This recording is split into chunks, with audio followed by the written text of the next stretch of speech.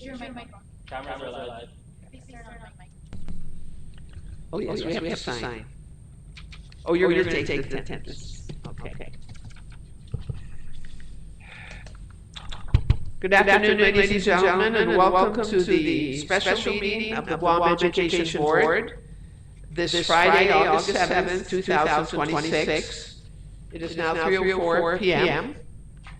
And we're going to start out by first recognizing that this meeting has been properly noticed by law, as required by law, in our island media, and that proper announcement of the meeting has been made in accordance with the Guam Open Government Law and our public information requirements. At this time, the meeting is called to order, and we will start with our quorum registry. By the way, the acting superintendent will be joining us shortly. He's on a very important phone call with the Director of Public Works regarding some needs of our department, and this is the only time that Mr. Ariola, Director of Public Works, would be available to speak to the superintendent, which was 3 o'clock today. As soon as he finishes his call, he will return and assume his duties as acting superintendent. In the meantime, I'm very pleased to have Dr. Heath with us, who's going to pitch in for our deputy superintendent, our acting superintendent, Mr. Leandro. Please take attendance.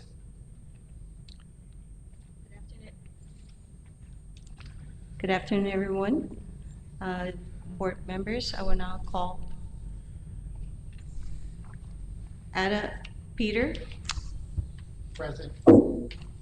Maria Gutierrez. Present. Dr. Braun McNitch. It should be in You should be on Zoom. Yeah. Angel Sablan. Carl Torres. He's Present. Dr. Mary Okada. Here. Dr. Judy Guthards. present. Timothy Fidenko, non-voting member. And Brian Terlahi. On Zoom. And Jesse Nicey.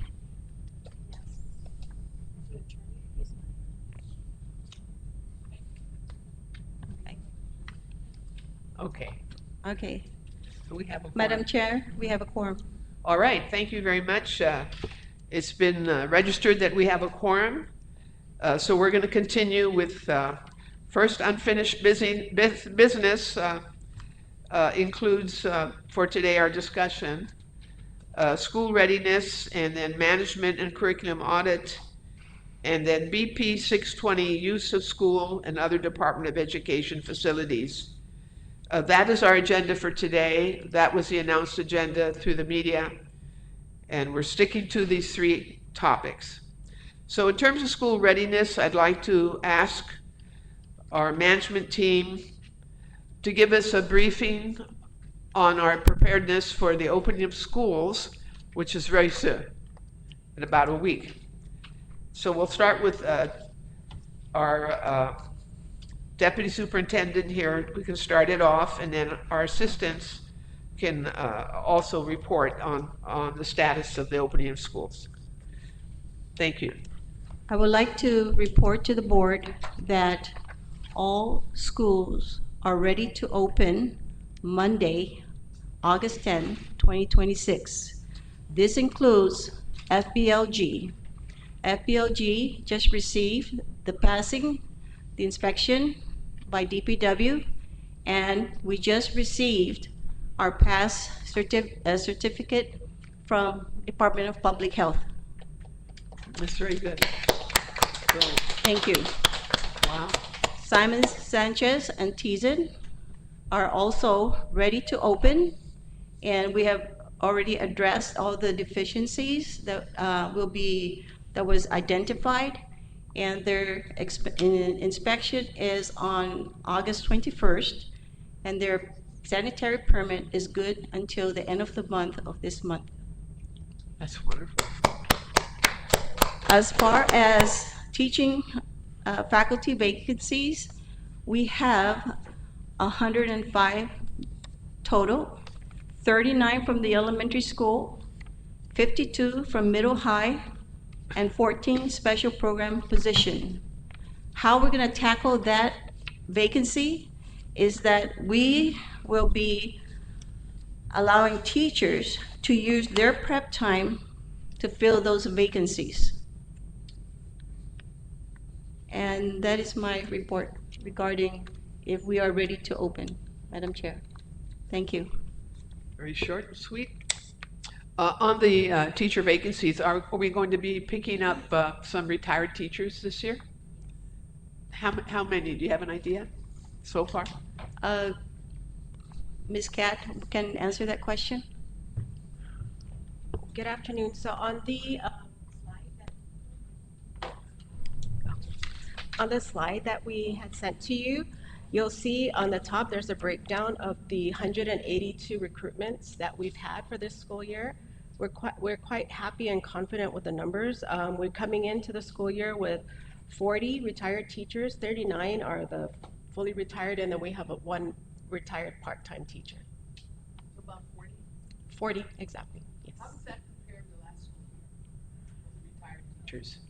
I think our number was slightly higher by the end of the year, but we're still continuing to entertain applicants and make referrals to the vacancies that we do have. Deputy Dr. Julie was sharing with you, that's how we plan to make sure that we're covered for the beginning of the school year, is allowing, for example, the prep pay. But we have been working very closely with the school administrators, and as we have an available staff, we've just been continuing to go through that. So I think we're in a very good position. We still are entertaining quite a number that there's referred out to principals that do have vacancies.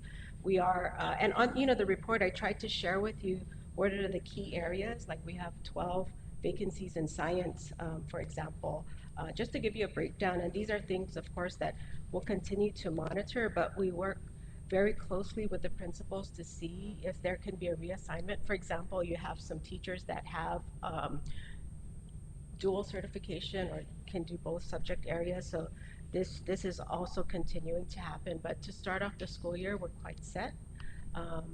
That said, we also have been addressing all of the CBA positions.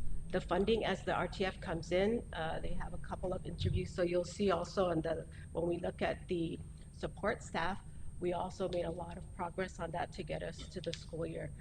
The challenge that we have, which I think is not uncommon throughout the government, is we have a lot of retirees.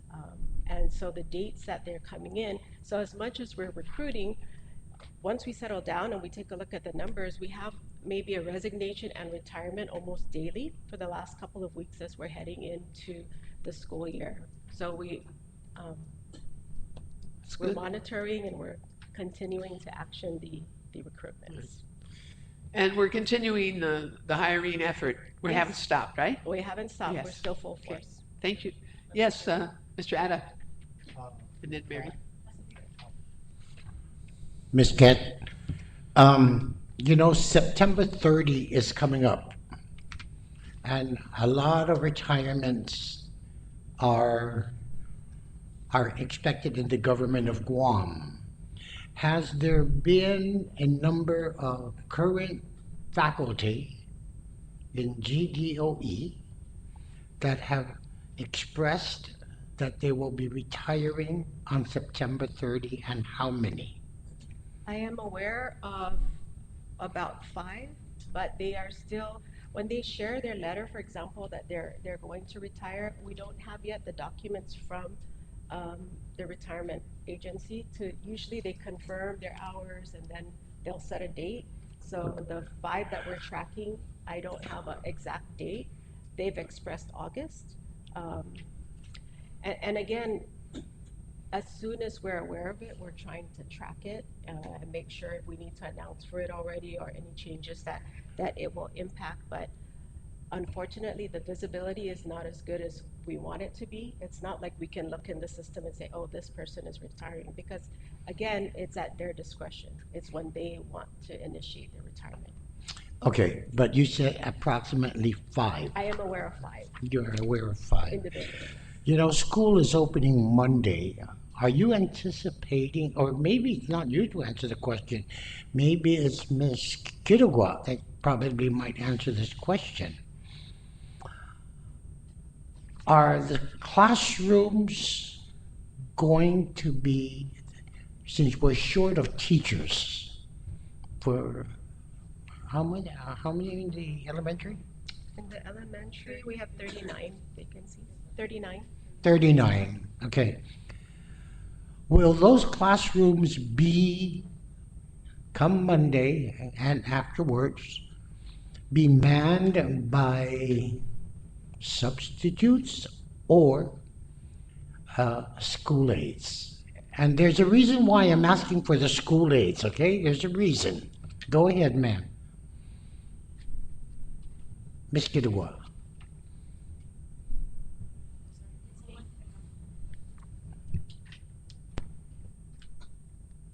Thank you for that question, Member Ada. So with the substitutes,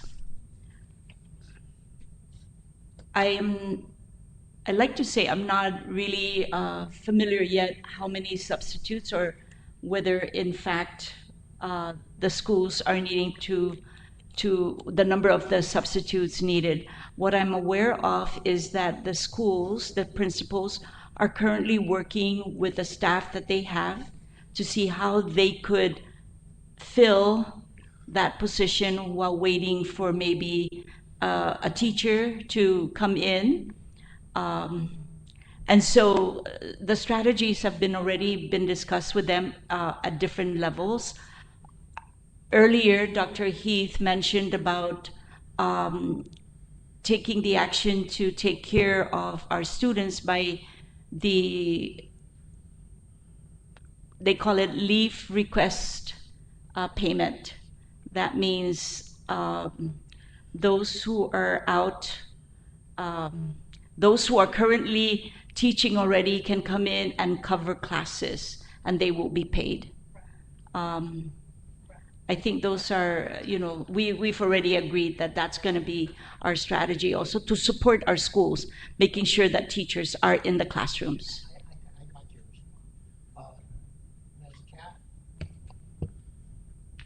Sorry, I can add a bit to that. Miss Cat, of the teachers that are coming in come Monday, how many of them are on military duty? That are on coming Monday. I can give you the count of who we have on military duty, but what we've done to cover these individuals is we are covering them through limited term part-time employment, or if we're able to recruit a teacher, for example. The good news, unfortunately, and I share the sentiments with our management, is we have a very skilled and highly experienced administrators. They are aware, and actually we're in a better position than we have been in previous school years in terms of our recruitment efforts and where we're at. So we're working collaboratively and together to make sure we identify the needs and cover right away. It's not perfect and it's not 100% because again, we can't track the leaves. And for example, daily we'll have a leave request. So I mean, those are individual cases, but I can give you a better number as to how many are currently on active duty, but I need time to look at it. Okay, the reason why I'm asking, should I say Miss Ada? The reason why I'm asking is because I really hate to see what happened in the past couple of years, where they put in school aides supposedly to cover temporarily, and what is called temporary became a permanent thing, that they're there for a whole year. I mean, 6 months and more. I just don't want to see that happen again. Correct, and we're working very closely with our administrators because we can't monitor it on the ground, but they can. But they're great about saying, hey, I need this because it's already getting too long, or they will propose the ideas to us. So again, we can only prepare what we can only plan for what prepare for what we have in plans, but we're also planning for the unexpected. And we have, for example, different issues that we're dealing with, whether it's a leave because they're sick or because something has come up. So again, we rely and work very collaboratively with the management team on the ground to identify solutions. And this is something that I feel that we've gotten a bit quicker on. Um, we can't plan for every single scenario, but I believe if you receive feedback from the administrators as well, they can confirm that we are actioning where their needs are, we are collaborating with them, we're open to different ideas and trying to move quickly on these. Again, our challenge in terms of uh, trying to expedite, we still have to, even when we interview, we have to remember that it's not HR that makes the decision. We just vet that they're eligible and then we refer. And because of the number of schools that they're going to, we also need their feedback. Then once they get selected, it goes to the superintendent. Once that comes to us, we start the administrative clearances. And only when they're clear, then they're able to identify a start date. So these are processes that are part of the rules and regulations that all government agencies have. It's just higher here because we have a need, so we want to be ready. But you know, the school principals are the ones that decide which qualified candidate they want. It's not done at HR. Okay. Final question. Has there ever been a principal in your time that you came in? Has there ever been a principal that brought in an application for a teaching position that they were hoping and praying to push to get that person into their school? Not that I'm aware of. So what you're saying then is that the applicant comes in Uh-huh.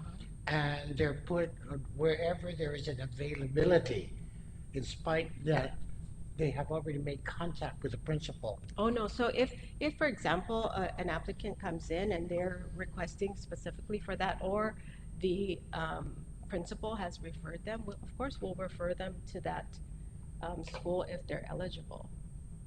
Okay, uh, Ms. Ada, thank you for that response, but that has not been the practice in the past. I can speak for 3 years I've been here. Um, I don't see why it wouldn't be if there's a vacancy, but I can't answer. I mean, I can only answer Okay. from my experience. A principal brought in an application and requesting, because this principal wanted this particular teacher for, for their specialty. And when it got down to personnel office, that applicant was sent to another school.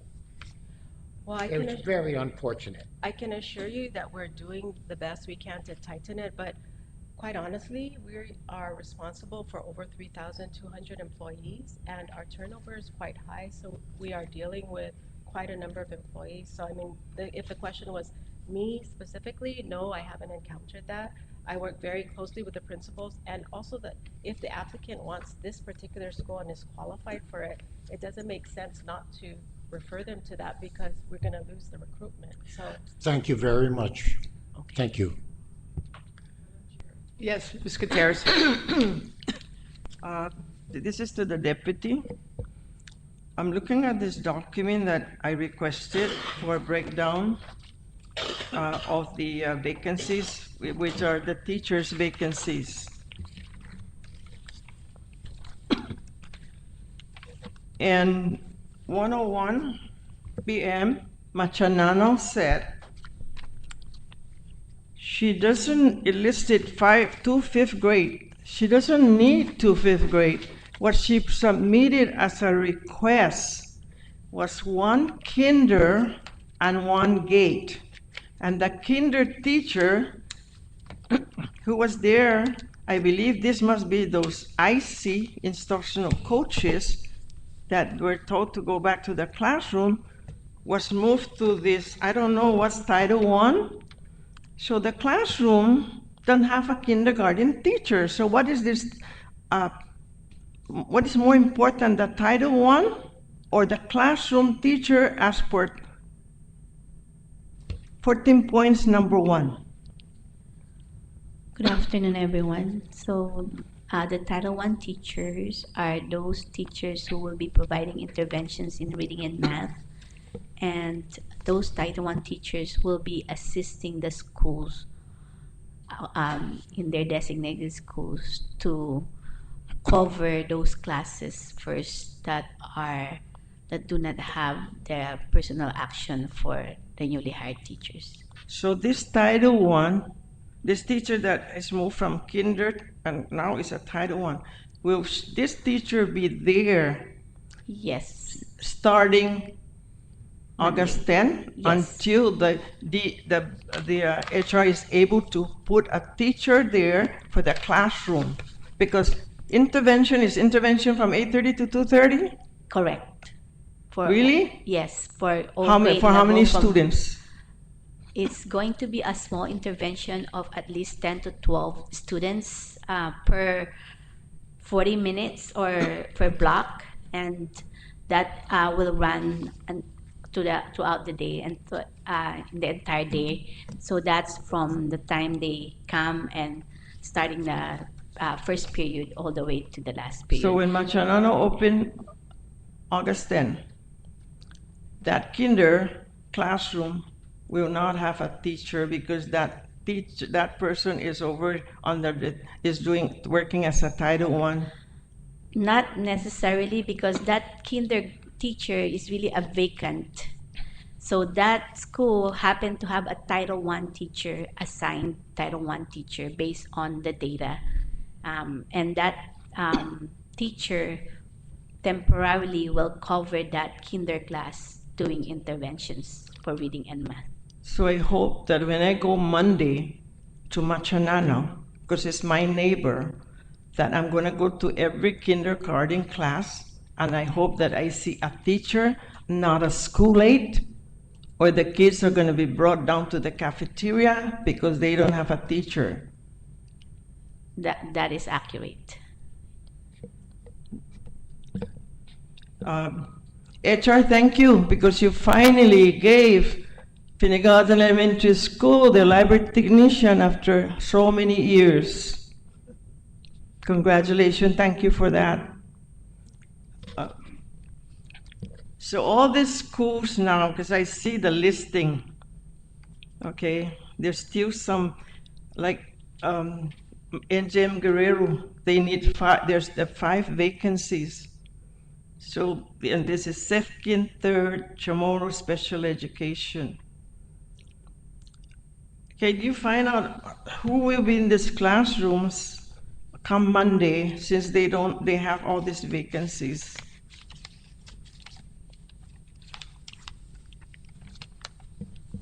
With middle school, there's 3.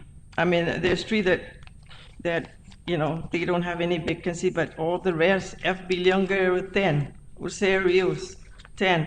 According to the principal, they're still waiting for a special ed teacher. In Arahan, Antalan, 8, in Arahan 8, so there's a lot. So, you know, I think we really need to do more, you know, announcement, encouragement. Are these including those that are the retirees? Have they all, those retirees that applied at the job fair, are they all back? Or are they still being processed? And who is supposed to sign the PA? Because colleagues, I think we really need to maybe put it in writing that if a retiree is recommended by their principal to come back for the next school year, they don't have to go through the long process and you know, go to the job fair, because I think we did mention this many times, and some of them say, you know, I'm not going to stand in line or go again and fill up everything. So we need, I think, my colleagues, that we need to do something. If we have to do a policy or whatever, but we are, you know, we know we have the shortage of teachers, so we need to really value those retirees that still want to come back and teach. May I comment? Yes. So with the retirees, they don't have to attend the job fair. And quite honestly, our efforts is to place first, but of course, if we cannot um, fill the vacancy, they're our priority because they're fully certified. So I think that a lot of the retirees that we have know this. If they choose to go to the job fair, we won't stop them. We prepare a packet. A lot of them want to, I guess, remind the principal because again, it they have to be recommended by the principal. We don't make the decision. If they would like to hire them, we can't say you have to hire this retired. I mean, well, we don't. I don't think we should either, but they have the decision as to whether or not they want to pick up a retired uh, teacher. The good news is, since there were some positive changes to allow them to accrue leave, we thought we would see a higher number. I don't see a higher number compared to last year. There are a few that are new retirees, meaning they just retired the last school year and then we're picking them up. So we'll do a closer assessment of that so we can have a look at it.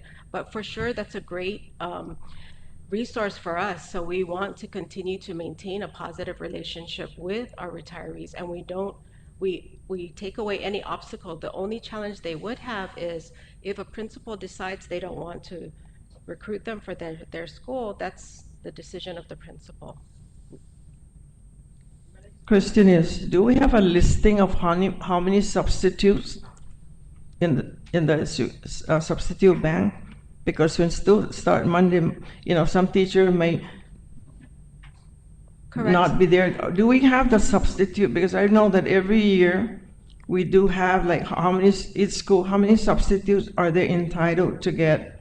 So Because that's very important. in the budget, they're currently budgeted for one substitute, and normally the budget doesn't open up to recruit those positions until October 1st.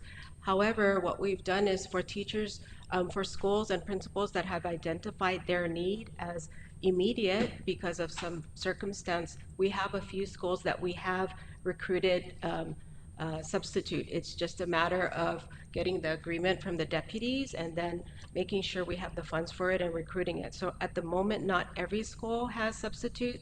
I do have a list from principals who have substitutes that they have activated because they want them ready to report as soon as we're budgeted for it. But at the moment, it's budgeted for one, and the start date is not until October 1st. So these are the ones that are called long-term substitute? Oh, long-term. Because some I can principal correct- told me I have my own substitute, so I don't have, I'm not worried. That's what they So told me. it could be depending on what the situation. And again, what we can do is we can run a list and share with you how many we do have. And again, with 38 different campuses, they have different scenarios they can run into. It could be a person that was on long-term leave, so they have a temporary but longer-term person that because they know this person is still out. So I'm not sure what the circumstance is, but for sure I can get the data and have you look at it if that's going to be helpful. Mrs. Ada, the school aides, especially the new ones that were just hired, Yes.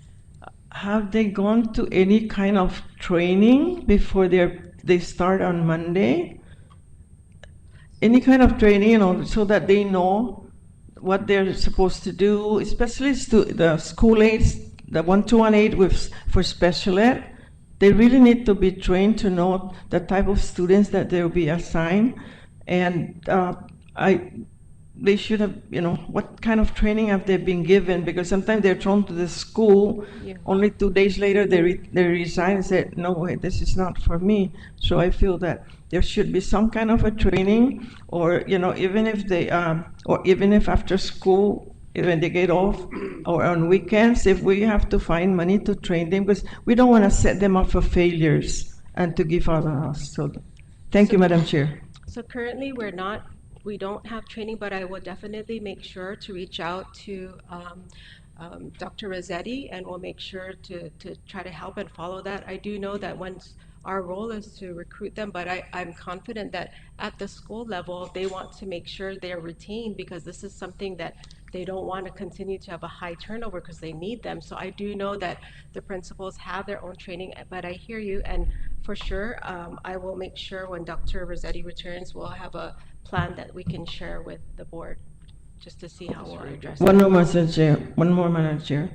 even it's very important. It's very important that all the employees, especially new employees, to be trained, especially in sexual harassment. Yes. And this is where Dr. Heath, because the EEO is under the superintendent, to conduct all these trainings, preventing sexual harassment in the workplace, especially at the schools, because it is, we don't want to be, we had heard in the past some stuff that were not right, but I don't, please have them trained preventing sexual harassment in the workplace. And that is to include every employee of the DOE. And I think in the sexual harassment board policy, there's one for the employees and there's one for the students. Thank you. Thank you, Ms. Gutierrez. Just a point on the retirees. I think I'm very happy that the retirees are willing to come back and help us out. And I'm happy to hear that your office is welcoming them and facilitating them coming back. Even at the university, they bring back some retirees in areas that are hard to fill to help them out. And so this is kind of universal now in education, that when people retire, sometimes we still need their help, and they do come back. Usually they'd like to continue being with students in a classroom and contributing some way. So we want to thank, as a board, we want to thank our retirees for being willing to do this here at the Guam Department of Education. And we encourage others that may have qualifications that you're looking for and that meet the requirements to come to the HR office and also visit the schools and see if they're willing to share some of their expertise. We have people in other departments of this government who retire and who can teach for us in certain specialized areas such as math or statistics or economics or other areas that are in great need at the schools. So widen your search and invite others to come and try and see if they can meet the necessary requirements on a limited term basis. Thank you. Yes, Pete. Hello. Ms. Cat, how many of the teachers right now are on extended medical leave? And let me just, so I can get out of the microphone, how many of those positions have already been filled by someone on a substitute or to cover for that absence? That's my question.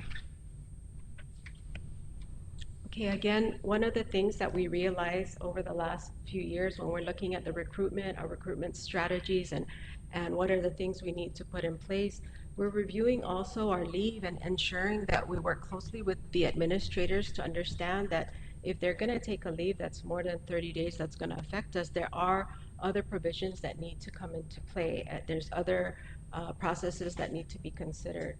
In terms of, at the moment, who is on long-term sick leave and what is the plan for them, I'll need to do a report that I can share with you. Quite honestly, our focus over the last few weeks since the typhoon ended and we got our power back was just focused on making sure that all the school vacancies were addressed.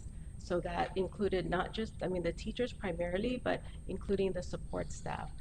In between that, we were challenged with resignations that we continue to have, which is normal, but at the end of the day, our focus has been primarily on making sure that we recruit them and process them in. We've done some things that are new this time. I mean, we prepared an online onboarding. It's something we want to fine tune, but because of crunch time, we've had to do this. And that's to make sure their paperwork, when it comes to us, it's accurate enough that there's not so much follow-up, because we're looking at, and you can see here the numbers just with the teacher recruitment alone, We recruited 182 teachers. In between, there's different actions that are happening. So I will prepare the report for what you need. Those are not something that I put on here. My focus was to assure you that in terms of staffing, we're in a good position, and the principals have their action plans to address any shortages that we may have, and we're ready to start the school year. Thank you very much. If you're going to provide me a copy, please provide all the board members sure, that info. yes. But also, can you include military leave Sure. in that report? Yes. Thank you. Thank you. Yes, Dr. Okada? Ms. Cat, can you please verify, based on this document that you gave us, the amount of the vacancies for elementary, based on your itemized list, is 38, and your middle and high school is 48. Middle and high school. They don't match. Sorry, I tried to print out quickly a sheet, but our numbers are running, so these are not from the report. I mean, it's taken daily. So for example, we have some The bottom, identified excess. the bottom Yes, doesn't correct. match the top. No, I know. So I'm trying to explain. We may have missed a few because they're ongoing. So meaning if we transferred an excess teacher that was identified from one school or another, I may have missed a few, and it was just I was trying to make it as accurate as possible. This number probably changed as well because we're continuing to action from all day today. So all day today will change this. So this is a fluid vacancy of what we're looking at. It's most likely the 38 because I took a snapshot to add to the presentation, and I maybe started it earlier during the day. So the correct numbers are 38 and 48, not 39 and 52. The correct numbers are, I can give you an update as of today. One is as of yesterday, As of this report date, which says August 6th. would be the 39 and the 52. The numbers in the top. So these are the correct numbers, not the details. No. I have details here to show you. Okay, so then based on this, because you just mentioned excess, in addition to this, how many excess do you have in the schools? You'll see on the first slide, we've identified for the school year 21 excess, which are, this works out because they are our fully certified teacher, but there is a proper process we have to follow with to make sure we're complying with CBA. There has been 21 that have been identified and have been placed. So is the 21 part of the 39 and 52, or is the 39 and 52 further reduced by the 21? The 21 has already been actioned. So these are the vacancies we're looking at now. Okay. And again, it changes daily, and in between. we have Understand, but the resignations. report that you give us should match. I understand it changes Okay, no. daily, but the top should match the bottom, Okay. even if it changes daily. Right. Thank you. Thank you, Dr. Okada. Tim, please. Yes, thank you. Deputy Superintendent Kittigwa, can you explain to me how the preparatory period will be implemented in the elementary schools?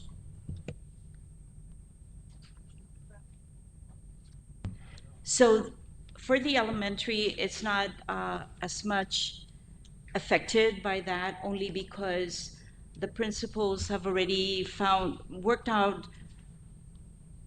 an action step on how to address those missing teachers or staff that needs to be there. And an example of that is for example, one principal already had looked at her staff, her teachers, and was able to either divide the students if it is still under the numbers. If it's over, we cannot anymore. We need to look at maybe another person, another body. And so that's what we're doing right now currently within the central office, is getting ready to have a list of staff that would be able to help out at least at that start, while the ongoing processing happens for the higher. But that's pretty much how we're working it out with the elementary. So then the elementary, I believe, should be a priority for hiring because you don't have the ability to use science teachers to teach other science classes in middle school and high school. Is elementary a priority, or is it just a general filling of the positions? It is indeed a priority. That's foundation, right, of all our kids. The challenge we're faced, of course, is again people, potential employees that we hope to recruit and have in the classrooms. And we continue. That's an ongoing work. But what I'm hearing from our principals, or at least for those principals that have been coming in and having these dialogues with me, is that they're coming in with a solution how to address that, and in hopes that this will cover. So a couple of things that we've talked about is also the bringing in the interventionists as a way to hopefully, I don't like the word, but to help, not backfill, but to help at until we get the needed people, the needed staff, the needed teachers in the classrooms. So I really recognize the work of our principals in coming up, knowing the teachers, the staff, and how to be able to really make sure that we do have teachers in the classroom. And central office, the office in here, our divisions are also going to be assisting at least for the week, the opening. Secondary, we have a listing, and the principals have been very been communicating with us on what their needs are, and that is the coverage during prep period and making sure that our teachers are compensated. Yeah, I agree. That's a great program that preparatory period can be used by teachers in the middle school and the elementary or high schools, but it doesn't affect the elementary school. That's where I'm concerned about, and I believe Mr. Addis' concern is as a long-term sub for weeks at a time with the school aide teaching kids, and that it's not filled in. How many peer coaches and coaches downtown could we fill in those positions in the elementary until those things get modified? Thank you. Okay. Please. I don't know. Is that a Instructional question? coaches, yes. How many can you fill in the 38 positions or 39 positions in the elementary ed for a substitute teacher, whatever you call it? They're certified teachers. Why aren't they in the classroom? Interventions can be prevented or put on hold until these positions are filled. Okay, What is your answer your for that? your question is how many instructional coaches? We do not no we no longer have instructional coaches. There are about, I believe, 14 Title I teachers who are going to teach in the classroom, mostly in elementary for math and reading interventions. So just to make it simple for my mind, you're going to have intervention coach or teacher or whatever you call them in a second grade at Juan M. Guerrero. Will they be teaching from the 8 o'clock to 2 o'clock?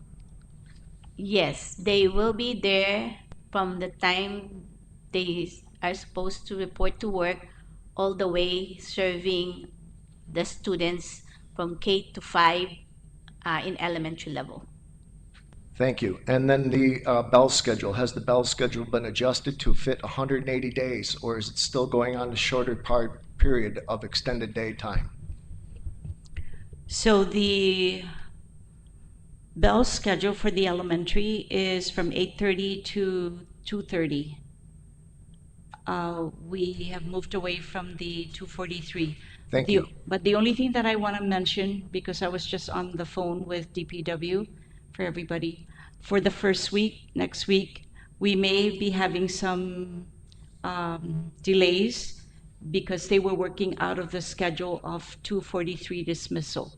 So they're asking for our flexibility to just work that out, and I'm sending a communication to all our elementary schools that only for this week, and then they'll give us an updated version after the end of the week, by next week. So I just want to announce that that's the adjustment that we had to make, only because we no longer have those PD days, and that was the reason why those 13 minutes every day was included last year. And after removing that, then we're back to the original schedule of 8:30 to 2:30. So the students will be at the school, but the teachers will not be teaching during that time? Yeah, Thank you. you're welcome. Wow, okay.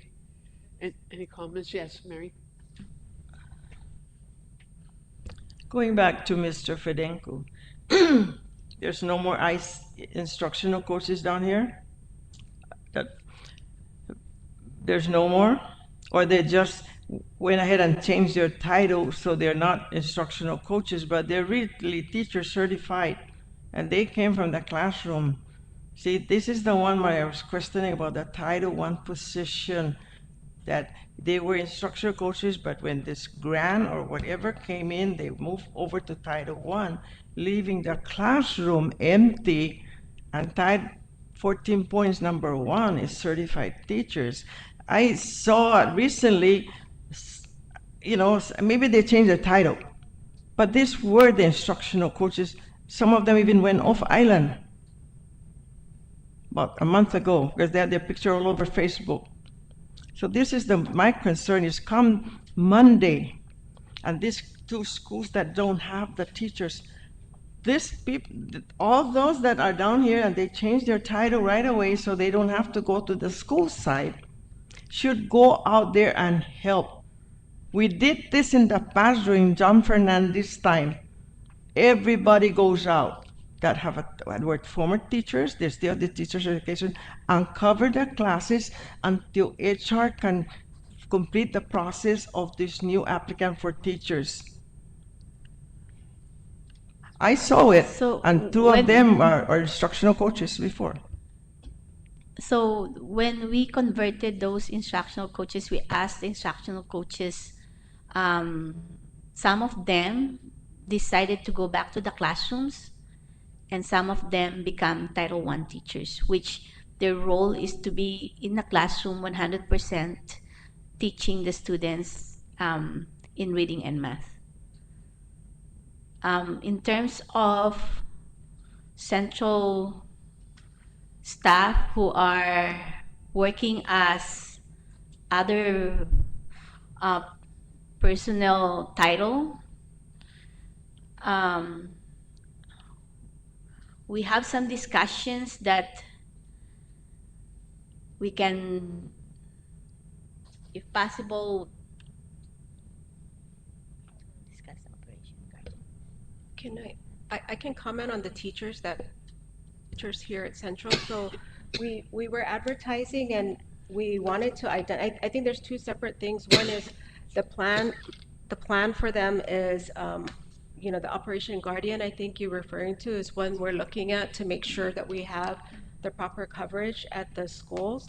And of course, those will include our certified teachers. But we also, over the last few months, have identified those teachers that are doing dual roles, and we've opened up the position. So we're just processing them in now. So for example, there's a total of 19 teachers that have been promoted, selected, gone through that process, and we're processing them into 12-month positions. But I believe that that's the two separate. One was to make sure that if they are a teacher, that what's the role that they're doing, and if the role was validated and open, it's a 12-month, it was competitive, but these were the existing teachers that were identified, selected, and will be, for example, speech language pathologists or school program consultants.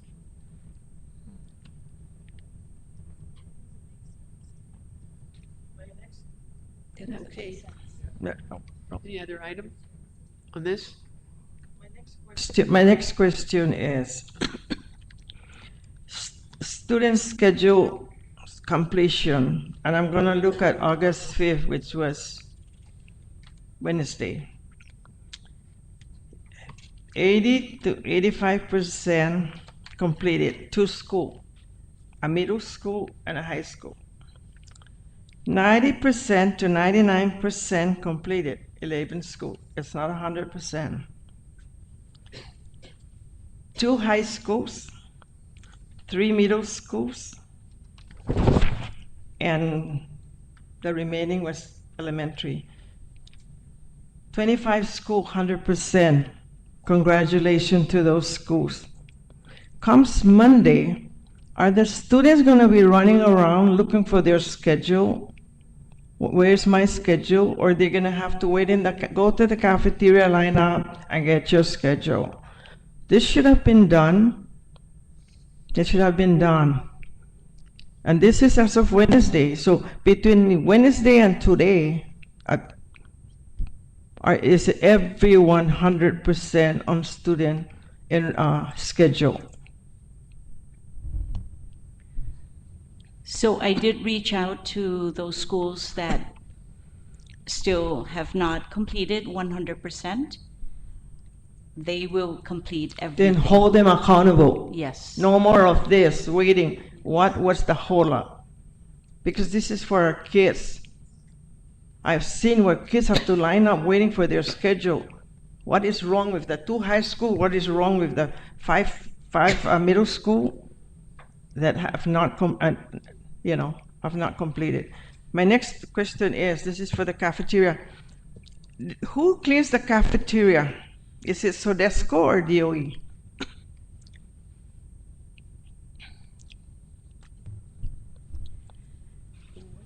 Our FNS are out to review to make sure that our cafeteria is all set, ready, and clean. So it is the responsibility both ways, Sodexo and ourselves, because our kids come into the cafeteria.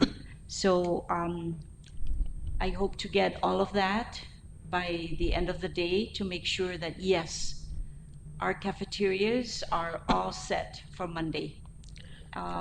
I'm aware that, they have been out in the schools, and before 5 o'clock, I will get the answer. Okay, all heard Finnegan had a major vandalism, and one of them is the cafeteria. I asked the principal if everything is ready. As far as the classrooms were fixed, they're waiting for Sodesco to clean, and they can't come because they're on training. Okay, so today is Friday. It's going to be 5 o'clock soon. Is the cafeteria at Finnegan Elementary School cleaned by Sodesco, or the kids on Monday going to come where the cafeteria, they can eat in the cafeteria because it's not clean? Thank you, Madam Chair. Thank you, Mary. Point of clarification, Yes. Madam Chair. When you said schedule, Mrs. G, is that the schedule for the classes that you're concerned about, or schedules for the individual students who are in high school?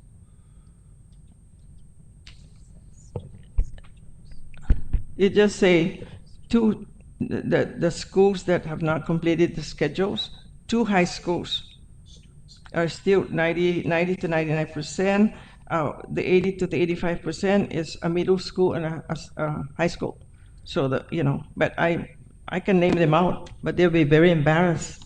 But I think this is the time that they should be held accountable. What was the delay? What is the delay? Especially their enrollment is not that high. And the kids, don't have the kids rushing up to over there and to be told, go to the cafeteria and get your schedule there. I don't think that's fair. Thank you. Thank you. Ms. Gutierrez. Yes, Dr. McNinch, by Zoom. Thank you, Madam Chair, and thank you for the board member. Madam Chair, under Robert's rules, may we please review the orders today, which is just a restatement of the agenda? I apologize. Thank you. Okay, a restatement of the agenda. Oh. Yep, it's very simple. Our agenda is school readiness, management and curriculum audit, and the BP 620, use of school, other Department of Education facilities, a revised proposed policy. Those are our items for today. Are there And any? may I ask a follow-up question? At what point in Yes. the agenda are we at this point? I apologize, I'm off-site, and I don't have a copy of that. I do apologize. Okay. Thank you. Well, we're on the school readiness still. And we've gone through different aspects of the schools to see how we're, hi Franklin, how we're prepared for the opening of school next week. And looks like our inspections have gone well so far. And looks like all schools will be opening on the required date. And I may ask our acting superintendent if he has anything he wants to add to that before we go to our next discussion item, which is the management and curriculum audit. Thank you, Madam. Thank you. Thank you. Good afternoon, everybody. What I'd like to add is that most people don't see the tremendous amount of work that's been put into getting these schools open. It's behind the scenes. It's intense. There's lots of moving parts. I just came from a meeting with the director of Department of Public Works, and they committed to opening 2 additional entry points into Tejan because of the increased traffic flow within 2 weeks. So the location of the new entry points will be, additional entry points will be by the Tri intersection where the gas stations are. And I believe the other one will be closer to where the post office is, Mariner Avenue. Yeah, I used to be open. So that's positive. Yeah. So there's a lot of work, a lot of people behind the scenes, not just in GDOE, but DPW. Everybody's working hard to get the schools open. So I want to say thanks to everybody, and we're looking forward to a successful opening all the schools on time. Thank you. Thank you, Acting Superintendent. Any more questions on school readiness? Yes, Ms. Gutierrez. Thank you, Acting Superintendent. We're asking the questions because the way the report is I'm seeing here student schedules completion. And for you guys that are new, you don't know, but every year the students, and you can ask Mr. Fedenko, he was a teacher, and teacher will talk to, they wait in, they don't have a schedule. They have to go to the cafeteria and wait for their schedule. And that, so to me, that's frustrating to the students because they wanted to go to their classroom already. And if I'm seeing here, 85%, 80 to 85% as of Wednesday to school, a middle school and a high school. Elementary is no problem because they're listing there, they want to just that classroom. For middle school or high school, they have different, especially high school. 3 high school. I hope that by the end of today, the student schedules are ready 100%. If you have 4 assistant, 3 assistant principal and a principal for high school, why was the job not done? Okay? That is my concern, that we need to know. Cafeteria, I want to know if the school that was vandalized Wednesday and major vandalism, was the cafeteria clean? Because I talked to the principal, I'm concerned. Because somebody's going to, from my side, is going to be eating in that cafeteria. The cafeteria clean. They're waiting for Sedesco. They are not able to come because they're training. So, is the cafeteria ready for Monday? That's my question. And you know, we ask questions because it's a readiness. And I'm sure they would call the mayor if something happened at Emi Lujan. They will come Mr. Fidenko, or even other board members that we get. Like me and Mr. Sablan, our phone is never ending. We want to know. We don't want to hear parents who go to school and bring because there's still parents that bring their kids to middle school to the school to look for the schedule. They don't have a schedule. Everything should have been ready. And this is why I asked for that special meeting today. So come Monday, everything goes smooth. Thank you. Thank you, Mr. Gutierrez. If there, Angel, do you have a question or Yes. a point you want to make? Please. Good afternoon. Good afternoon. And Acting Superintendent Young Guerrero and Madam Chairman, I know the superintendent is not here, but did we approve her leave not to be here? We did approve her leave in May. To schedule. And so my question is, she knew that this meeting was going to happen today. She knew. We were at that meeting when we scheduled it, and she was sitting right there where Deputy Superintendent Franklin is sitting, and she didn't say one word that she would not be here at this meeting, and most especially because we're opening the schools. How many I understand she's in Fiji. How Yes. many paid for by GDOE? No, she's on personal leave, I believe. She's on personal leave. Even much more. Could she just not have stayed here? I mean, that's another, I'm just bringing that up. But anyways, back to the readiness.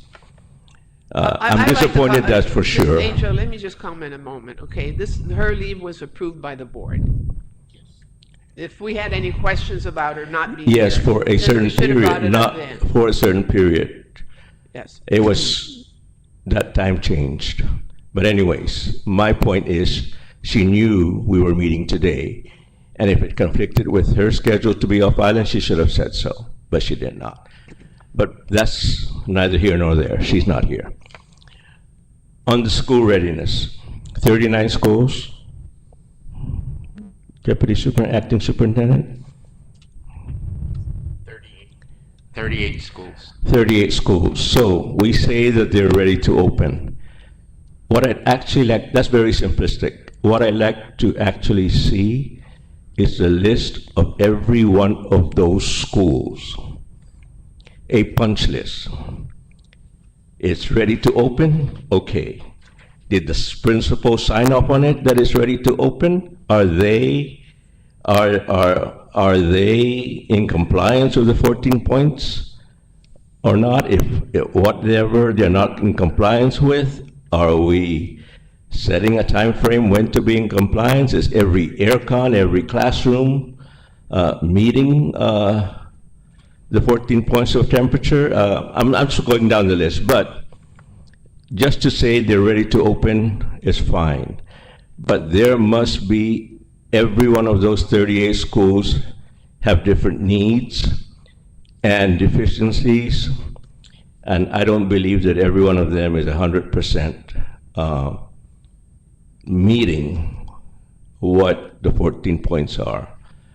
But we're going to open anyway. So So I'd like congratulations to address that. congratulations to GDOE and the hardworking men and women of the Facilities and Maintenance Division. But I'd just like to be able to make sure that maybe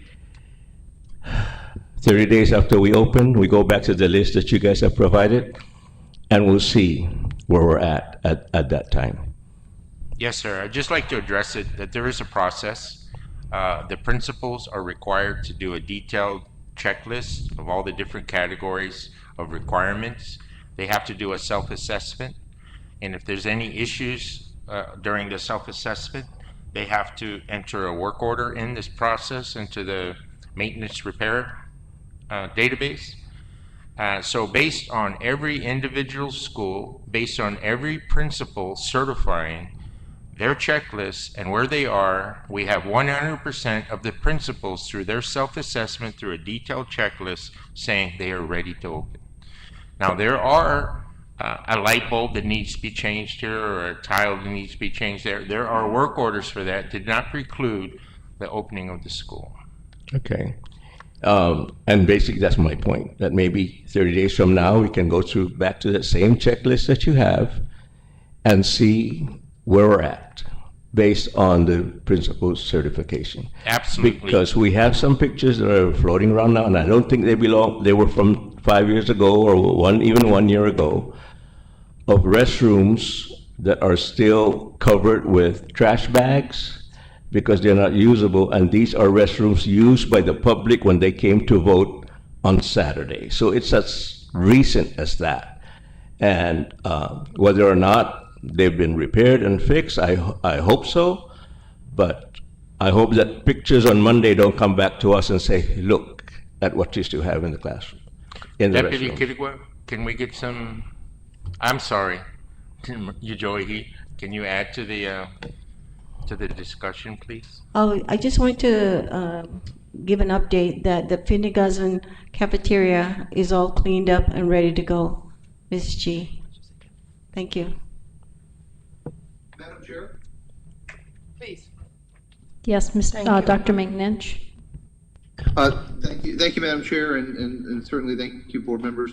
And so, Acting Superintendent, I apologize when I spoke earlier, you weren't there at that point, but I'd simply like to ask, for school openings, are we go or no go?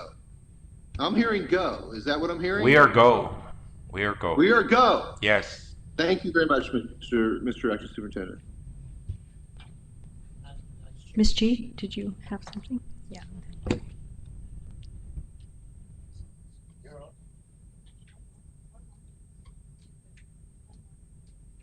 There. So, on Monday, because I'm gonna go out, I'll see for myself. And like Mr. Sablon, the restrooms. What about the grass cutting? I heard nobody is calling on the mayor because the mayor of Dededo was asked to come cut the grass at Ligon Elementary School. That's a leased school. Why should DOE pay for that leased school to cut the grass when it should be the landlord? Thank you. Mr. Abbott. Just a point of clarification, the absence of Dr. Wampat, because I made the motion, she is on administrative leave.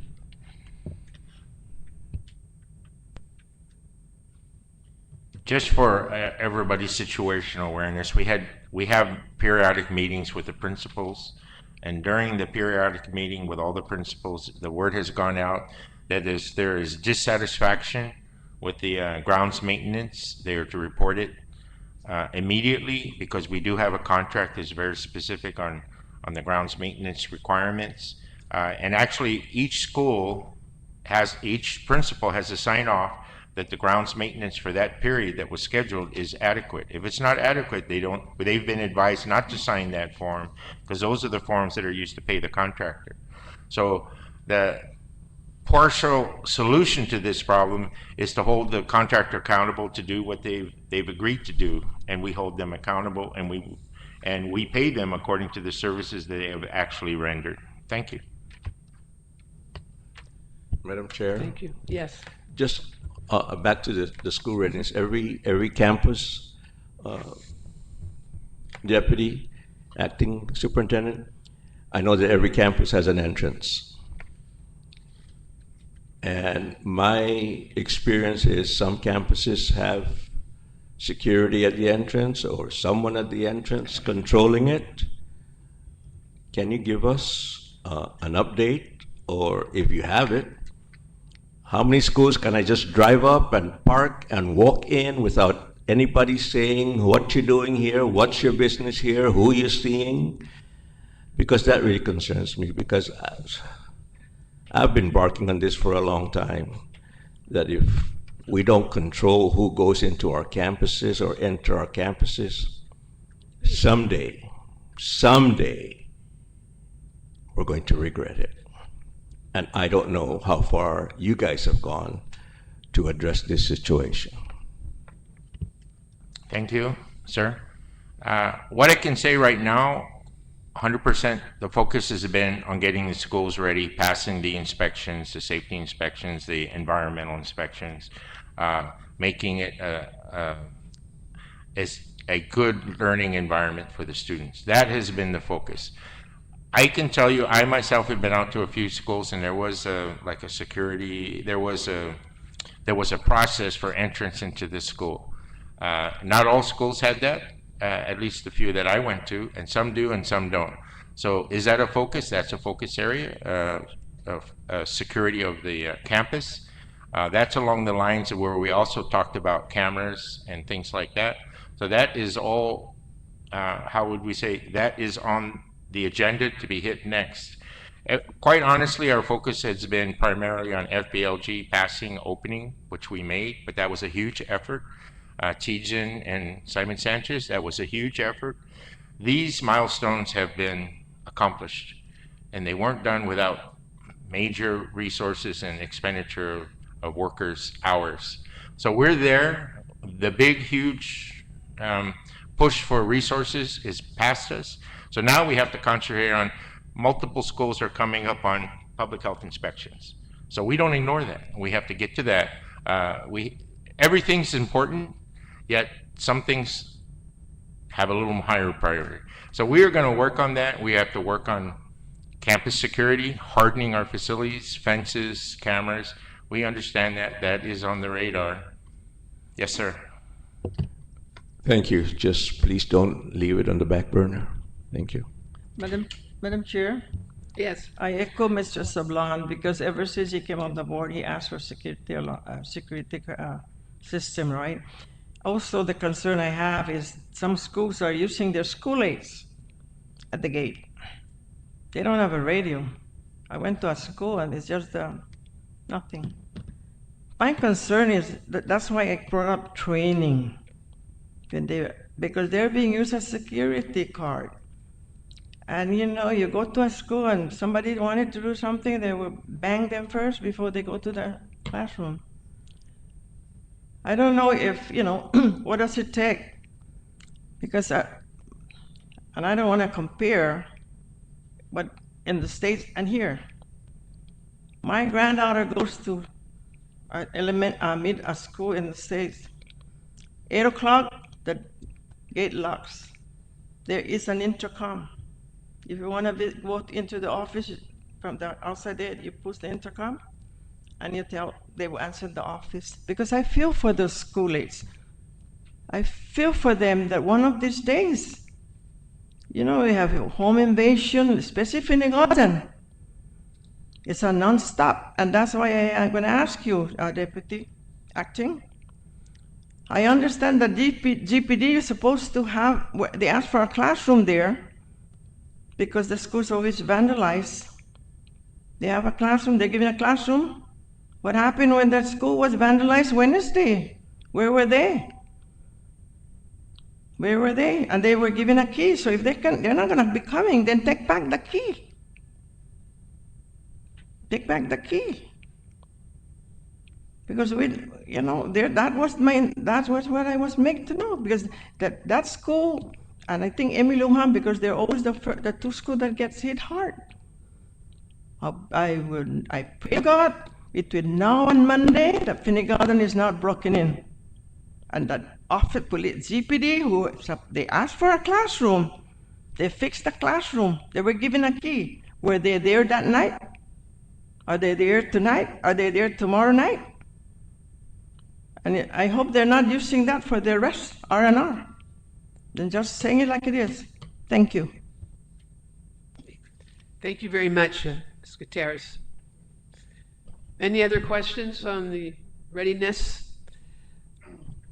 We're all invited, by the way, to visit the schools on opening day and to welcome our students and faculty and staff.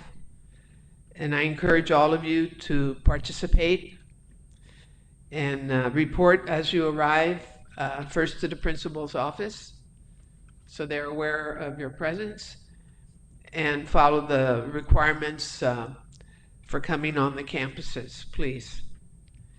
And Yes. excuse me, Madam. Yes. Deputy Kidigwa, do you have any final statements or words on this? Yes, and on top of all these conversations, of course, the safety is first and foremost on our level. So I just want to add that our partnership with Guam Police have already given us SROs for our secondary schools. So I just want to share that with everyone. Well, thank you. Yeah, usually the Guam Police Department is very good about helping us out on the first day at school, first few days. And we should appreciate the support from all the different agencies of our government to support opening our schools, as well as the PTAs, PTO groups, student groups, and all the volunteers. Thank you very, very much for your hard work and for your commitment to our public school system. Thank you very much.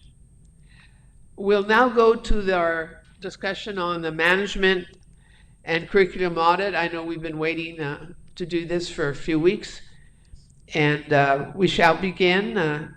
Fortunately, we have Mr. Cooper Nurse with us, I believe. Is he here? Yes, he is, yes. Please join us up front. Thank you very much. Our internal auditor is here. I think it's in your packet. Yeah. Kat, does he have a packet, Mr. Atta? We need Okay. ample time to review it. Yeah. I have not. I think it was sent to us all. Okay, It so was I sent still, earlier. I can't comment on anything regarding the management and curriculum audit until I have a thorough review of it. Thank you. Well, let us listen and see, and then you'll have a chance to maybe look at it from your records, and we can do some follow-ups if we have more questions. Thank you. Half a day, good afternoon, board members. I prepared a very brief status update, but obviously if all the members have not thoroughly gone through this management audit, I would suggest that they do so because there is an action in law that needs to be taken upon the board in terms of a vote. Just currently, I can give an update, and then if there's any questions relative to details in terms of timing, issuance, and next steps, I can also provide some insight into that. Currently, the management audit is in phase 3. This is the implementation and monitoring stage. As part of this phase, GDOE is identifying the audit recommendations it intends to implement. Once management's implementation decisions are finalized, the IAO, along with PPRC, will monitor progress and provide periodic status updates to the superintendent and, of course, to the board. We primarily work through our committee. I provide updates on the management audit as well as all other external audits during my committee meetings with my audit committee. This contract is set to expire at the end of September 2026. There is movement for a no-cost extension if time is needed for them to continue through the work phases. We already took the proactive measures to ensure that ample time is given to our vendor absent any additional cost. So right now, what's currently in the process is a no-cost extension. The other thing that the board has to be cognizant is the requirement of law, which I'm pretty sure and familiar that all of you are aware of. It's 17 GCA Chapter 3, 3103, specifically Section P, which requires the board to take action, and maybe I can read from it specifically so that it's very clear with the language in the law.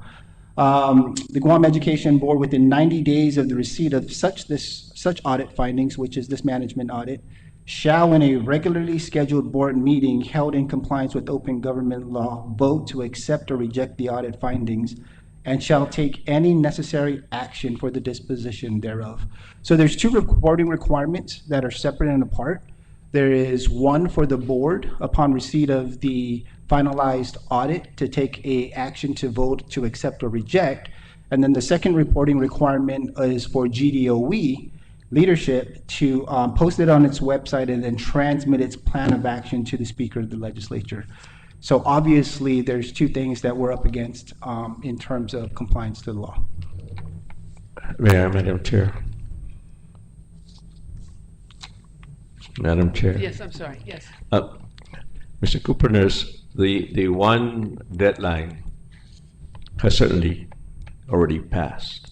if we count the day that the management audit was given to the board, I think the deadline was December of 2025.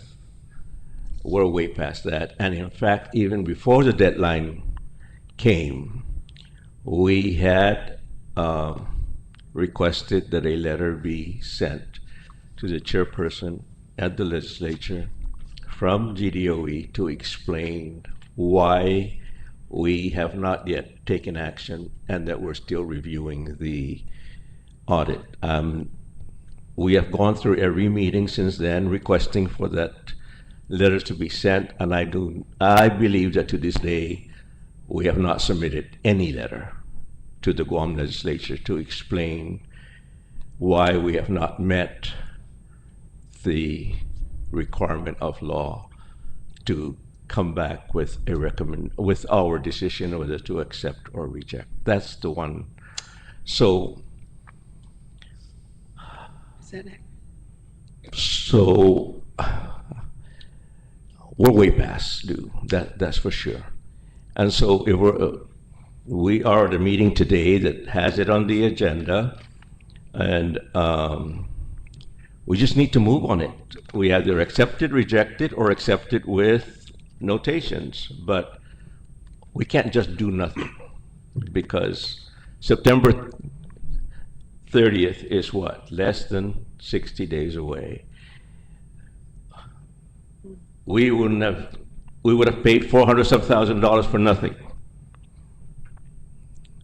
And to ask for any no fee extension, what would that mean? You know, we haven't taken any action on it. And so maybe my question to you is, because you've reviewed this management audit, what is your recommendation to this board?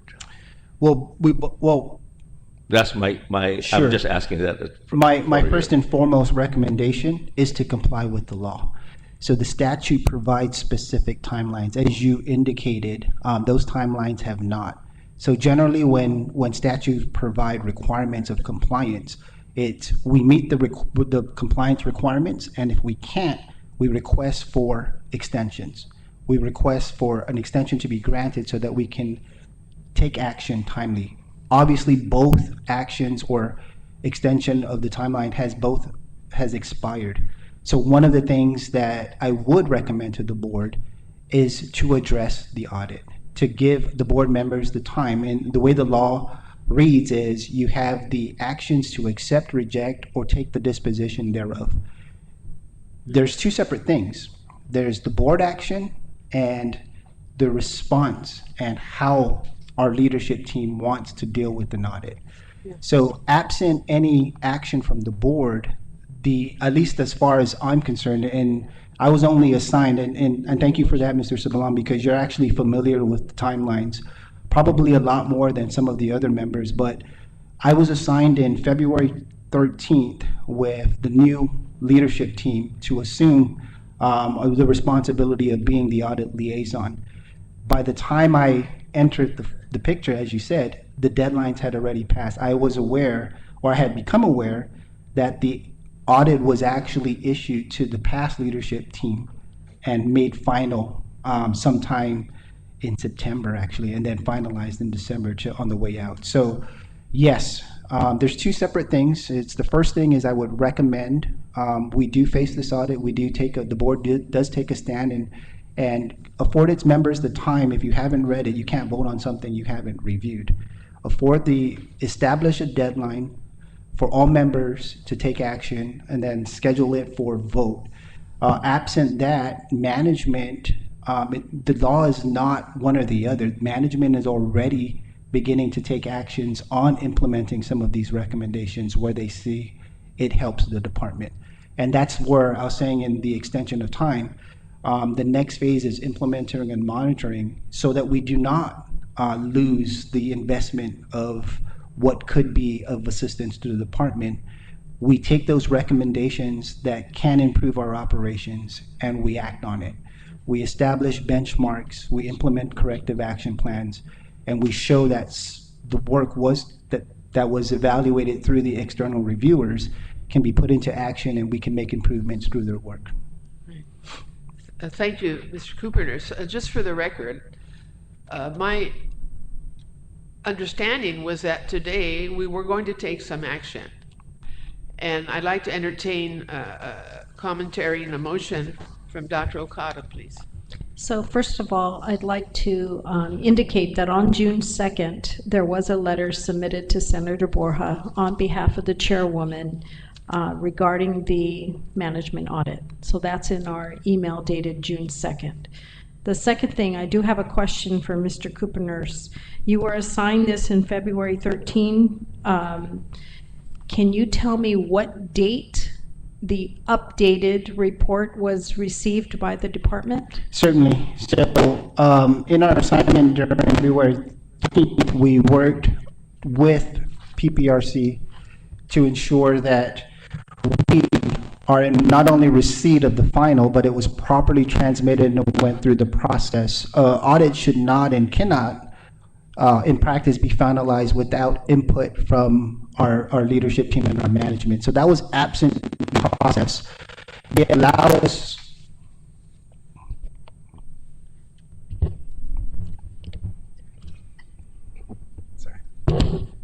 Hope that's better. Yeah.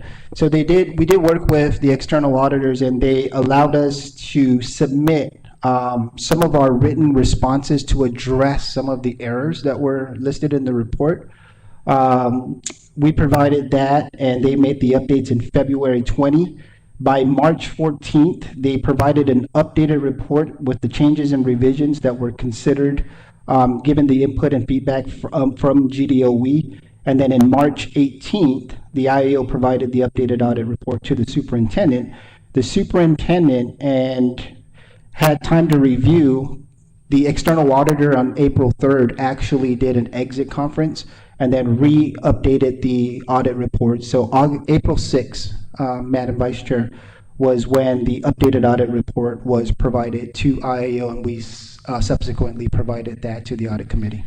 And based on your review, because I know the board had provided extensive details on errors of fact that needed to be corrected, did the updated report include all those errors of fact, and the new report now reflects those changes?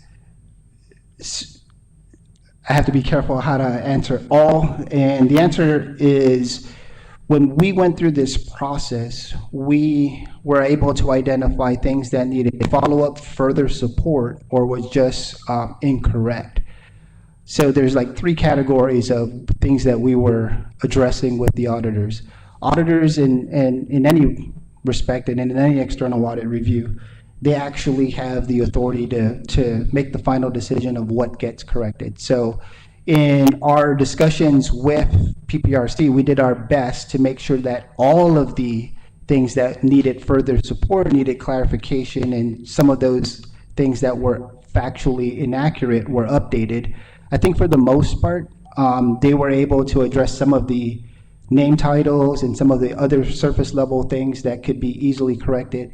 The other areas that we asked for clarity, further support, or audit evidence to make those determinations and conclusions, not all of those were addressed. So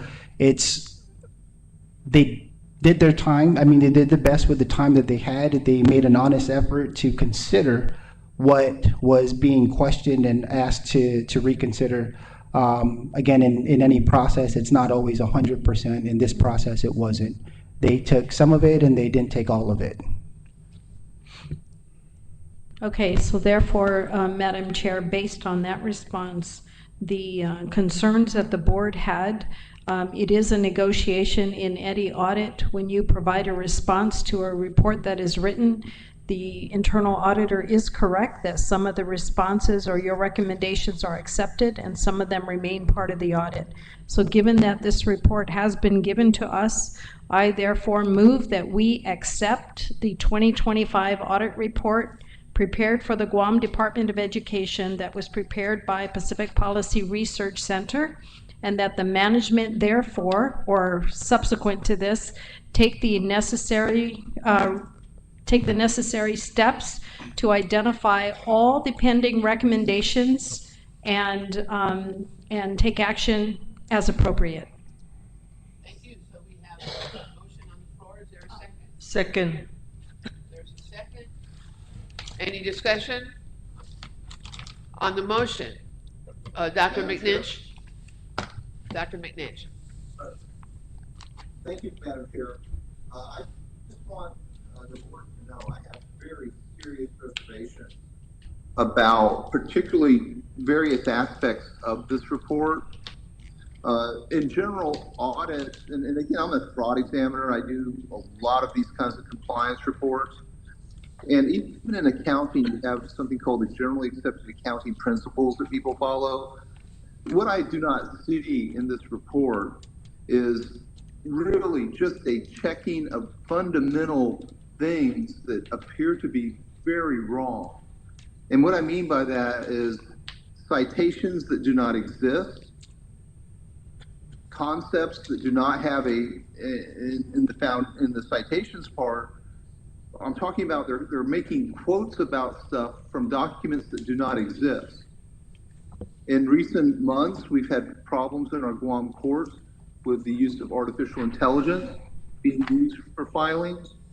The government of Australia had a major problem with one of the largest accounting firms in the country over the use of artificial intelligence. They asked to get their money back.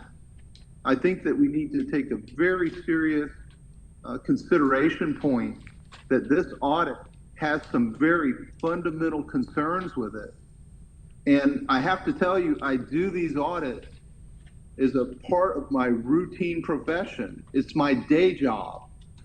And there are some serious concerns about this thing. And by the way, I'm not making any pejorative comments about the company or anything else. What I am saying is there are some fundamental and genuine concerns I have with this audit. And I'm going to take it to the Guam Office of the Public Auditor and have them validate my concerns, because they actually do these kinds of reports. I have no idea why many of these points, unless they've been corrected and I don't know about it, which I don't know, there were some very big problems with this. And I just want to kindly let the board know this. So I'm not going to vote for this audit for that reason. I think that there are just too many problems with it. I think there's some merit in parts of it, and I do agree with Dr. Okada. There's parts that I agree with. There's parts that I think have very serious problems. And it's very obvious. All a reporter has to do is get a copy of that document and Google some of the stuff I showed them, and they'll see what I saw. It's not hard to check it. And so I just want to kindly let the board know this. And I'm going to vote against this, and I want you to know why. All right. I think that we need to probably ask for some of our money back on some of this stuff. There's no reason for us to pay for stuff that is of that quality. And I'm not saying this is a pejorative to the company. I'm saying it's fundamentally wrong for us to pay government money for that kind of stuff. It's just wrong. Australia asked for their money back, and also there have been government agencies throughout the world that are struggling with this. And I just want to kindly let the board know this. I think that this company should show us where these corrections need to be made, because it's their report. They know what parts were crafted by a human being and what parts were crafted by a machine without any real depth or checking. If any of my students turned in something like this, you want to know what their grade would be? Well, I'm an easy grader, but that's beside the point. The main thing is I have troubles with this. Thank you very much, Madam Chair. Thank you, Dr. McNinch. I recall during various meetings, especially when we worked on some responses to the audit, that your comments were included in our responses. And the motion that Dr. Okada made was to ask the department to consider those parts of the audit that are workable for DOE. We are not dismissing our concerns that have been recorded on the record and have been documented. Thank you, Madam. That actually satisfies my concern, and I appreciate it. Okay, thank you, Dr. McNinch. So, Dr. Okada's motion is still on the floor. It's been seconded. Let us act on this, ladies and gentlemen. All those in favor? There's still discussion. The motion, more discussion? Yeah, Okay. I see the Mr. Cooper's hand up. Mhm. Can you recognize him? Yes. Sure. I just wanted to add, because I do agree with some of the comments shared by our board member, Dr. Ron McNinch. In looking at the law and in understanding the background of how statute has changed, the word was changed from assessment to audit. I'm an auditor. He mentioned going to OPA to validate whether these are, I can tell you right now, as an auditor, we follow GAGIS, right? If it's going to be a government, this audit was not engaged under the construct of the yellow book or even the green book for that matter, or even the red book. And these are different various standards we as auditors utilize to formulate what is a framework for compliance. So in terms of my work, it looks exactly like the work of another yellow book government auditor, which is similar in Guam, which would be the OPA. In terms of audit sufficiency, approach, the reliance on the audit work papers and conclusions, those all have to be adequately supported with the appropriate audit evidence and go through quality assurance to meet those standards.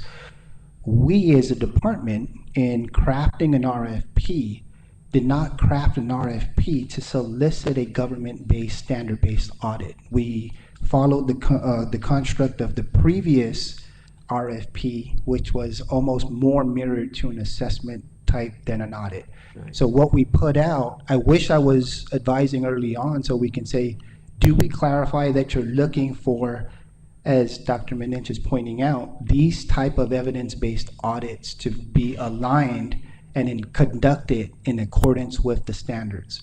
That is explicit in your announcements. That was not present here.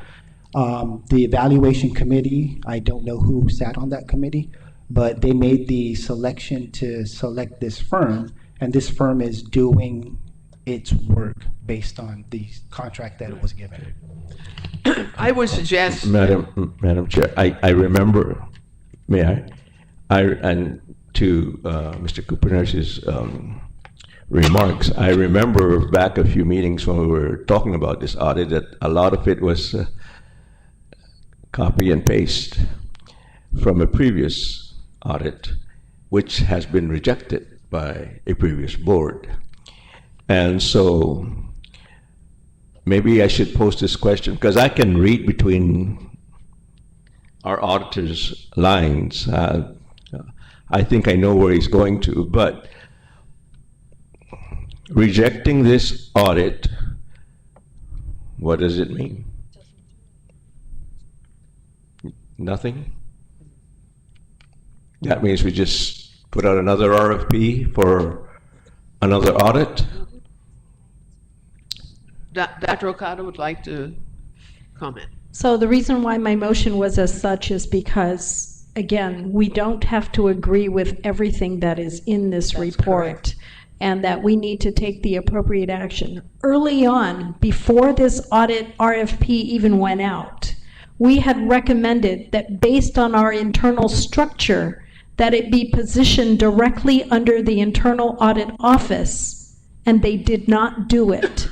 They did not, the management did not choose to have the lead audit group oversee this whole process. Therefore, this is what we got. Because auditors know how audits work, and the people that evaluated, that selected, were not auditors, even though we had recommended that. So rejecting this doesn't mean we don't need to make corrections. That's why in my motion, you take the items that are appropriate, because there are some really good recommendations in here. On those areas where we do not necessarily agree, then we identify an alternate process to validate or dismiss it, and that we finalize everything through, similar to what we're doing with USAID, the rep. We identify all those areas, and on a regular basis, you say, in this recommendation, we did A, B, C, and D, and then when it's completed, you dispose of it. If at the very beginning you do not agree with the recommendation, you state why and you dispose of it. You don't just keep hanging on to it. And that would give us the framework for us to now perhaps engage the internal audit office to do an update or a supplement to this report based on audit standards. Madam Chair? Madam Chair? Yes. I agree with the Vice Chair, because I took my time to go through every single pages. And yes, there's a lot of I submitted my comments and what I accept and what I disagree. But as I read that report, and in the first place, yes, the board was never given an opportunity to look over the RFP, request for proposal. It was prepared by some program coordinators, and it was supposed to be under the internal audit office. If you're not an auditor, you won't know what you're doing. I read the pages, and a lot of them there was, complaining that the board members are interfering with their travel. The board members are doing this and that, and I know where it's falling down. It's me. And it don't matter, because I am not here to be liked. I'm here to do my job, whether they like it or not. And I did put in my comments where I agree. I said, good. But I'm proud, because at least they realize. So now that there's a new, and this is where, with that draft even was already circulated before even the us board get a copy of the draft. We were not given the draft. It went to just the management of the former administration of this school, at this department. That's why they were going reporting that we're, but yet they already submitted, I guess, to the legislature. But there are good things there in there that needs improvement, and that's what audit is about. How do they improve? So here, forth with this management group, that they now look at these areas, and this is where they work for. Make improvement in the Department of Education. But honestly, reading that, a lot of that is like a little kid. They didn't give me the red lollipop, they gave me the chocolate lollipop. And it's very obvious where it's coming from. But we need to move forward. Yeah. We move forward. We were not given an opportunity when that draft came in. It already went out before we get to it. So for me, it should be on really the internal audit, and that's why there's an internal audit office that they oversee this. Right. And look at those areas that we need to improve, and let's move forward. Thank you. Right. Dr. McNinch? Yeah. Thank you, Madam Chair. Just a couple of quick points. First, thank you, Mr. Cooper, for your fine comments about audit processes, and also Dr. Okada, thank you for clarifying your motion. I agree that if we need to move forward, let's move forward. But I would like to say one other very, very quick thing. I think the word audit is a specific term of art that has a specific meaning. This document is not an audit, in my view. And so I just want to make that point, just as a board member, to let everyone know that this is a report, but it does not meet the standards that I believe an audit should meet. But there's another point that I would like to make at this point, in case they do submit another RFP, and that is to require whoever does the report to clearly detail and outline where artificial intelligence is used, the parts that are used, the parts that, and what is done by an actual human being using real data and real documentation. And I just feel very strongly about that. But I greatly appreciate Mr. Cooper Nurse's and Dr. Okada's very important, insightful words. And if we need to move this forward, I'm certainly, ready to move this forward. But we need to know. I do have a dissenting opinion on this that I'll probably concordantly put out there, and I don't want to look like I'm going against the board because I'll probably vote for this if that's what it takes. But I just want to let my objections be known. Thank you, Right. Madam Chair. Thank you, Dr. Manich. Your concerns and objections are rightly noted and will be in our record. Just one more thing, Madam Yes. Chair. I mean, this is water under the bridge. We already paid for this. Yes. Assessment, audit, whatever you want to call it. So it doesn't make any difference to this company what we do. We already have the audit and we know what we want to accept in there.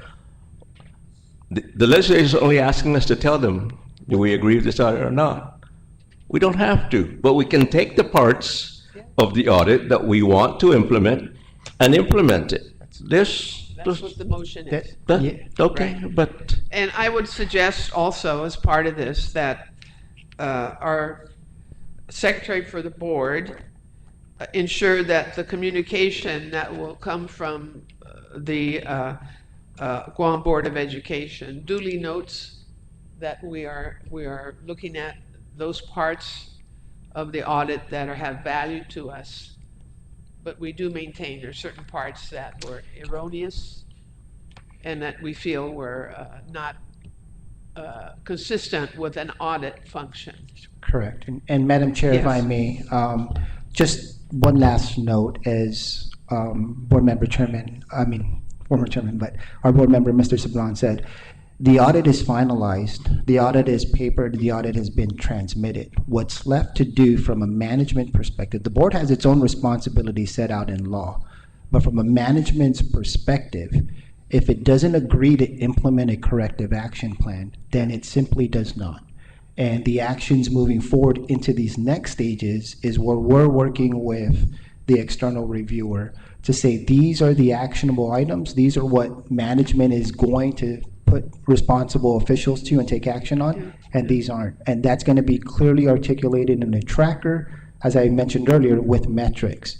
This is what we paid, this is the areas in terms of whether it be in curriculum and instruction, in our financial management, these are the areas that management is acceptance of the audit findings, and these are the implementation and corrective actions moving forward. And the other ones, there will be a notation that it did not agree or disagree.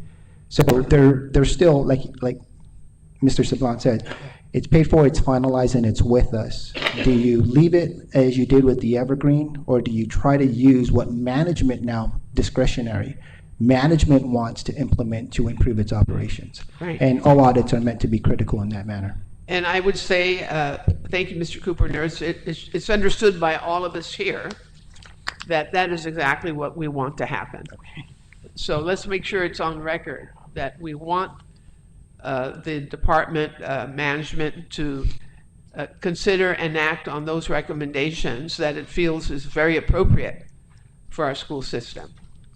That should be part of the record. can we have Vice Chair restate the motion? Yes.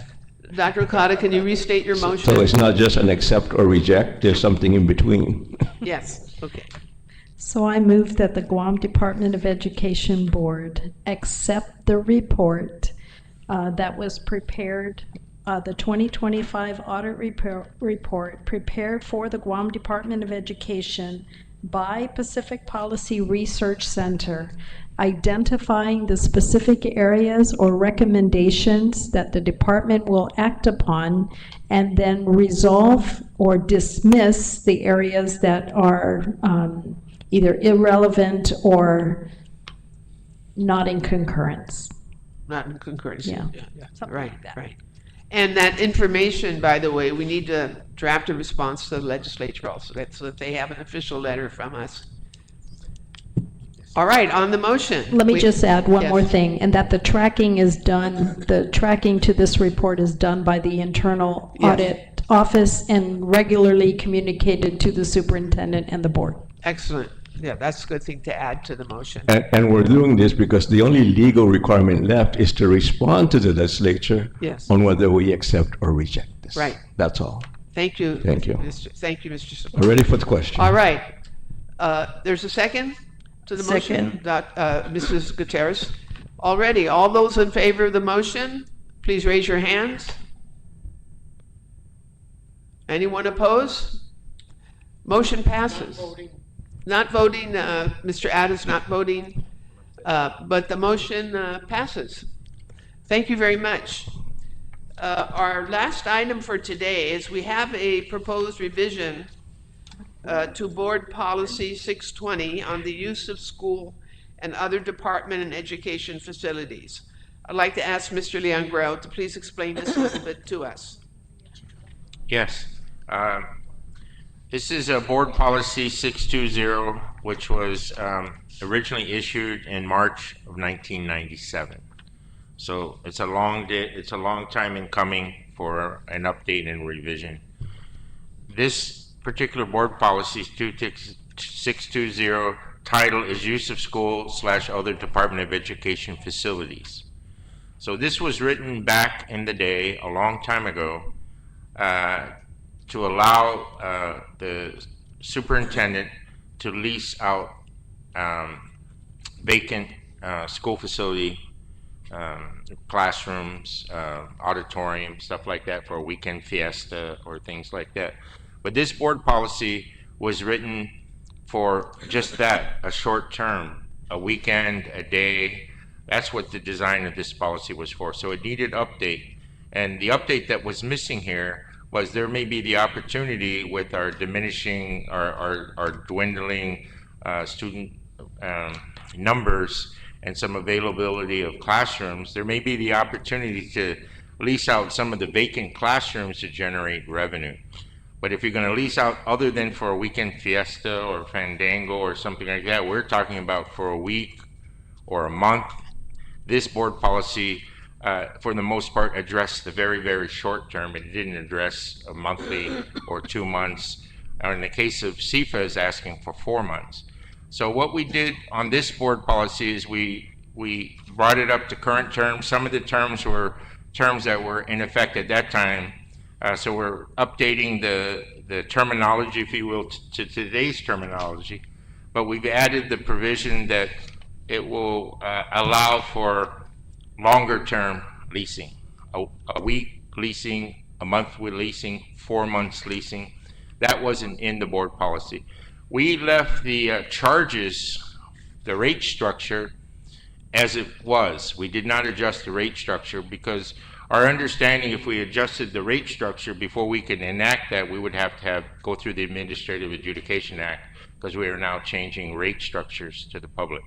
So we left the rate structures as they are, and we added verbiage that would allow for an opportunity to lease vacant school facility space to a week or a month or 3 months or a day. It covers all of that now. So we expanded the opportunity to lease. That's what and other than updating the verbiage to the current terminologies.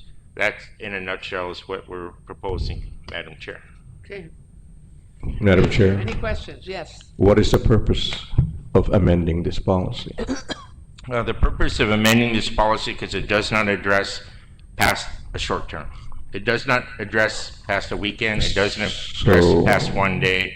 It doesn't address a week. It doesn't address a month. My follow-up question is, how did GDOE enter into an MOA with CIFA without the authority? No, the authority is here in the board policy. We didn't talk to you, but there's a clause in the existing board policy before the update that says emergency use. In any emergency situation, any facility may be used at the discretion of the superintendent of education for the continuity of educational services. So That's current policy. That's current policy. Current policy, but there's also current law. Policy does not trump current law. That's my question too, Madam Chair. There is a law Does it that was conflict? passed in November of 2025 that I brought it up at the last meeting. And Yes. Have Yes. the law here, 738, 7038.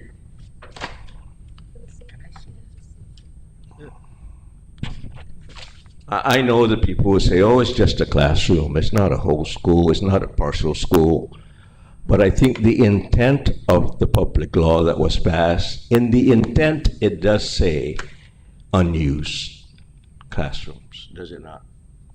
It does, it says unused classrooms. It also explains that the 3 members of the board have to be there to approve it. And so I don't know, and I saw the MOA, Dr. Wampa signed it, Madam Chair, you signed it, but I don't see anywhere where